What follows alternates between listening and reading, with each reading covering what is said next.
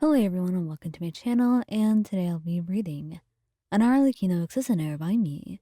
So let's get into it.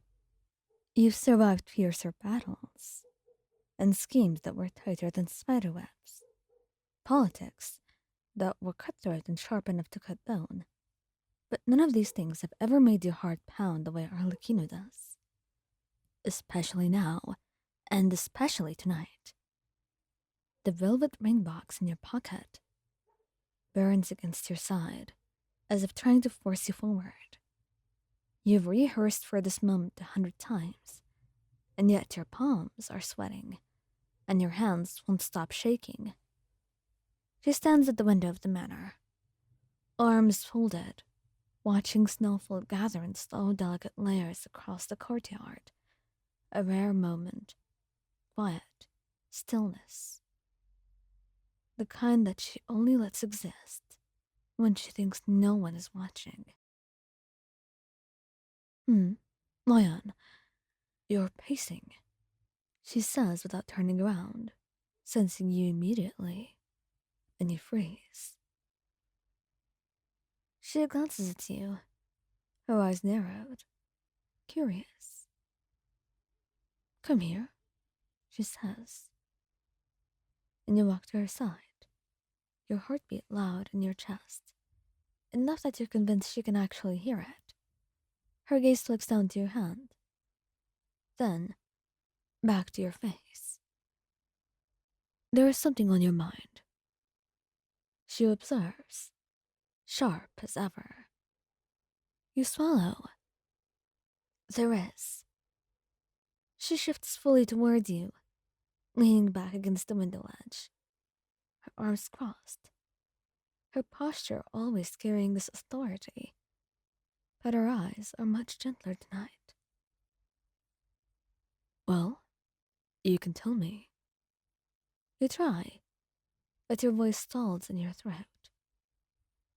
And she tilts her head, studying you. Are you afraid of my answer? No, you say quickly. You're not afraid of her answer.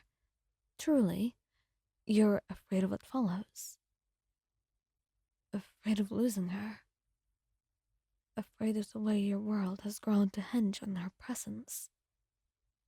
You don't mind if she says no. You mind what would come after. Her gaze softens even further. Something that only you are allowed to see. You know you can say anything to me. I wouldn't mind.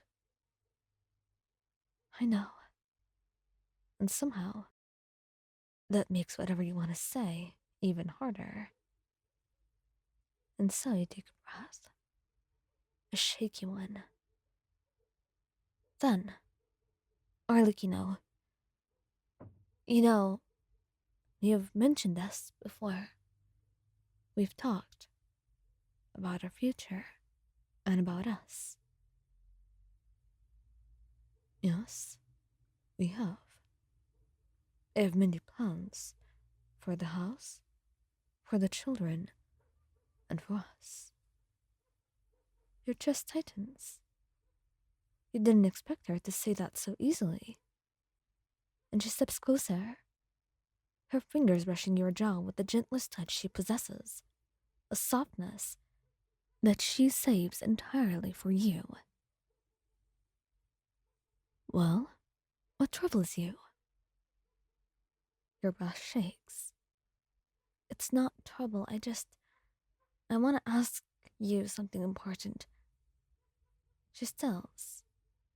Not tense, no, but attentive, reading every shift in your breathing, every tremor beneath your skin. Well, what is it? She asks, her voice low, and you pull the box from your pocket. Arlecchino's eyes widen, not dramatically, but enough. Enough to tell you this is one moment she didn't foresee. One plan she didn't have a contingency for. And she whispers your name like it's something fragile. And you kneel. Her breath catches sharply, A sound you've never heard from her before. Arlecchino, you've given me a home, a family, a place I belong. You've protected me, challenged me, and trusted me. You've showed me the kind of love that no one else could. I don't want to walk beside you only as someone you protect, and not just as someone you care for. Or your partner in crime, I guess. I want to be your partner in life, your equal, and your future. And you can hear the rain outside, and you swear the entire world holds its breath. Arlecchino, will you marry me? And for a painfully long moment, she does not move.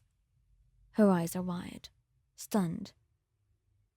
And then, she breathes out. You foolish thing. Do you have any idea what you're asking? I do. You're asking for a life beside me.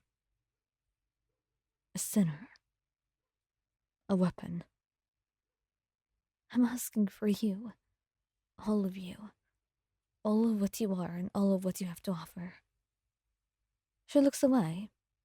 Not to hide, but because she is losing control of her composure faster than she expected. And you reach up, taking her hand. Why? Why choose me of all people? Because you choose me every day. It's hard to choose anyone else. She places her forehead to yours. Leon, I cannot lose you. You won't.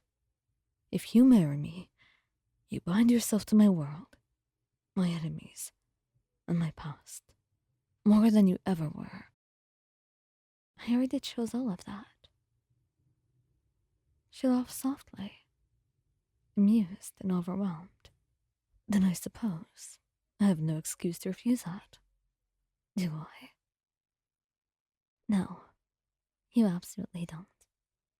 You say. And it's true. She doesn't. And in fact, that's the best thing that she's ever gotten in this world. And the one thing that she'll want to keep.